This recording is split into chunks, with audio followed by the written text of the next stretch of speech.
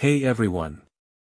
Today, we're diving into a fascinating topic that's making waves in the energy sector, the slowdown in solar power expansion, particularly in North Carolina, despite its dominance in new grid growth. So, what's going on here? Let's break it down. First things first, solar power has been a game changer in the US. In 2025, it accounted for a staggering 54% of all new electricity generating capacity added to the grid. That's a huge deal. But here's the catch: despite this impressive growth, solar installations slowed down last year. So, what's causing this slowdown?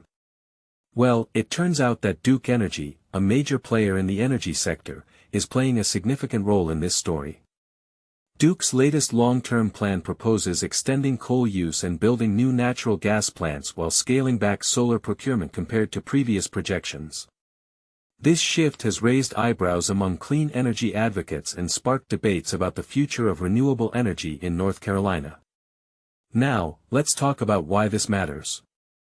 North Carolina has long been a national leader in solar power, but it's now slipping in rankings as other states accelerate development. This slowdown could be attributed to a few factors, including policy and market structure. Unlike deregulated states, North Carolina relies on a utility-controlled planning process that determines what gets built and when. Recent changes have also reshaped the landscape, with state lawmakers eliminating a requirement that Duke cut carbon emissions 70% by 2030, replacing it with broader mandates focused on reliability and cost.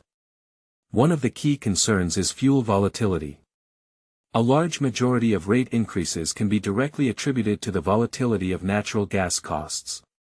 When those costs go up, they get passed directly on to customers. This is a significant challenge for the energy sector, as it impacts the affordability and reliability of electricity. And let's not forget the role of battery storage. It's changing the game by allowing energy generated during the day to be deployed during peak evening hours, making solar power available all day long. Despite these challenges, the solar industry is still expected to grow significantly in the coming years.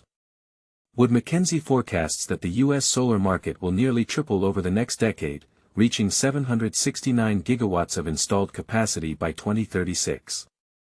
So, what does this mean for North Carolina? Well, the question is less about whether demand is coming and more about how to meet it. Duke's plan calls for a mix of natural gas, extended coal operations, nuclear development, and expanded battery storage. But advocates argue that the state should lean more heavily on solar, storage, and energy efficiency. If we're limiting how much solar and battery storage can be deployed, we're going to find ourselves in a difficult position to keep up with demand. So, what's the way forward?